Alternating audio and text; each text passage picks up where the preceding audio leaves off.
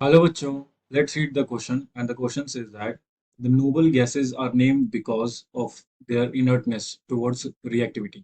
Identify an incorrect statement about them. तो हम लोगों को बोला है कि नोबल गैस का जो नाम है वो इसलिए पड़ा है क्योंकि उनका इनर्टनेस रहता है, क्योंकि वो इनर्ट रहते हैं, अनरिएक्टिव रहते हैं टुवर्ड्स अदर एलिमेंट्स। तो हम लोगों को इनमें से इनकरेक्ट स्टेटमेंट बताना है। So noble gases have weak dispersion forces. Option B में दे रखा है noble gases have large positive values of electron gain enthalpy. Option C में दे रखा है noble gases are sparingly soluble in water. And option D में दे रखा है noble gases have high melting point and boiling points. और हम लोगों को इसमें से incorrect statement बताना है regarding noble gases. So let's start the question by knowing a key concept first.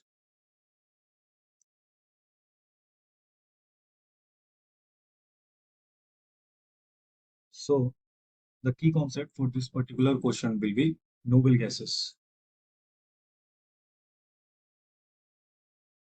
Noble gases.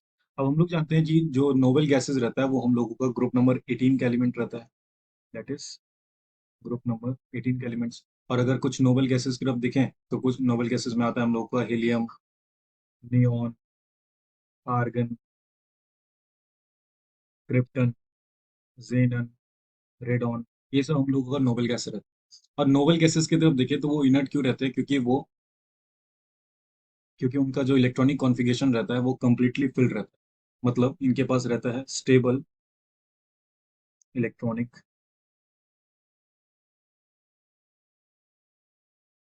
Configuration. और स्टेबल इलेक्ट्रॉनिक कॉन्फ़िगरेशन का मतलब रहता है इनका जो आउटर मोस्ट वैलेंस शेल रहता है वो कंप्लीटली फिल रहता है। और लिख सकते हैं हम लोग कंप्लीटली फिल्ड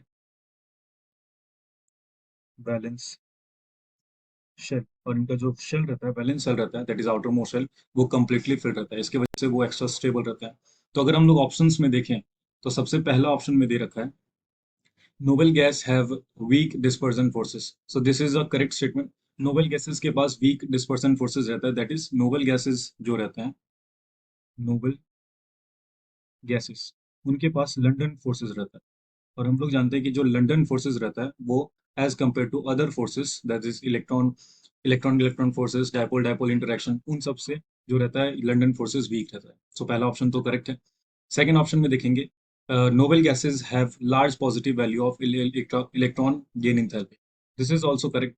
अगर हम लोग किसी भी नोबल गैस पे देखें, लेट्स सपोज अगर हम लोग हीलियम को देखते हैं तो हीलियम का आउटर मोस्ट इलेक्ट्रॉनिक कॉन्फ़िगरेशन जो रहता है दैट इज 1s2। अब अगर यहाँ पे इलेक्ट्रॉन गेन करेगा हीलियम, दैट इज वो कॉन्फ़िगरेशन में जाना चाहेगा 1s2 एंड 2s1। अगर वो इलेक्ट्रॉन गेन करता है तो जो कि ये हम लोग का रिलेटिवली वीकर रहेगा, कम स्टेबल रहेगा एज कम्पेयर टू 1s2। तो ये हम लोगों का हाई स्टेबिलिटी इलेक्ट्रॉनिक कॉन्फ़िगरेशन, जिसकी वजह से जो इलेक्ट्रॉन गेन इंथैल्पी जो रहता है वो बहुत हाई रहता था, वो बहुत हाई रहता है। क्योंकि नोबल गैसेज जो रहता है वो इलेक्ट्रॉन गेन नहीं कर पाएंगे क्योंकि वो पहले से ही बहुत स्टेबल रहते हैं। सो सेकंड ऑप्शन भी जो है हम लोगों का करेक्ट हो जाएगा। ऑप्शन थर्ड में देखेंगे noble gases are sparingly soluble in water. This is also correct. Noble gases जो रहते हैं वो वाटर में सॉल्युबल रहते हैं, स्पेरिंगली सॉल्युबल रहेंगे वाटर में।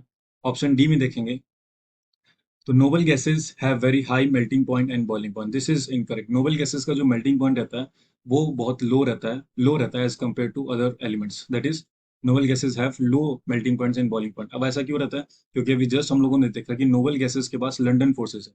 लंडन फोर्सेज या डिस्पर्जन फोर्सेज जो रहता है वो वैसे ही वीक फोर्सेज रहता है, जिसकी वजह से जो नोबल गैस का जो बॉइलिंग पॉइंट या फिर मेल्टिंग पॉइंट जो रहेगा हम लोगों का वो रिलेटिवली कैसा रहेगा? लो रहेगा। सो the correct option for this, क्योंकि हम लोगों को इनकरेक्ट स्टेटमेंट फाइंड आउट करना था, so the correct option for this particular question will be option D. So option D is our right answer. Hope you enjoyed the concept. Thank you and best of you.